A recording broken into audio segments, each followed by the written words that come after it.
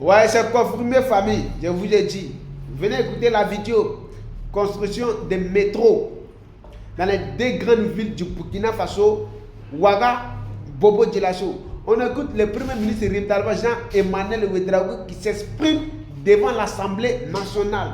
Le capitaine Ibrahim Traoré, quand il dit, il fait. Et le projet sera rapidement.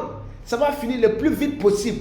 Je vous laisse écouter le premier ministre qui s'exprime. Famille, c'est fort. Merci de la partager au maximum. Mettez-le au courant encore. Ouais, c'est fort. Il ne peut pas parler, hein, je prends dans les commentaires.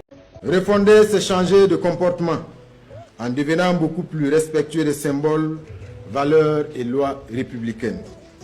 Refonder, enfin, c'est repartir sur de nouvelles bases en puisant dans nos richesses socio-culturelles pour trouver des voies nouvelles vers un autre citoyen plus responsable et patriote, vers un nouvel ordre national, vers une approche nouvelle de développement qui rompt avec la confiscation par les pouvoirs impérialistes de nos prérogatives souveraines.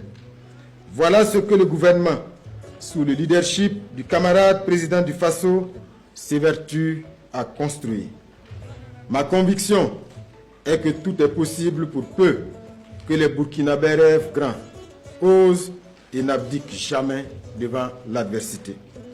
Nous devons cependant rester mobilisés et vigilants pour barrer la route à toute forme de restauration d'un ordre néocolonial à jamais révolu. L'impérialisme est un mauvais élève, comme l'a fait remarquer le père de la révolution d'août 83. Il n'est pas disposé à renoncer à sa quête de faire main basse sur notre pays pour assouvir ses instincts voraces et prédateurs.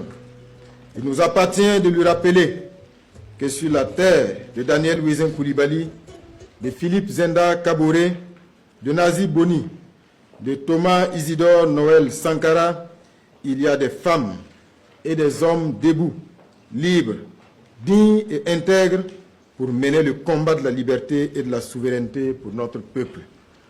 La voie que nous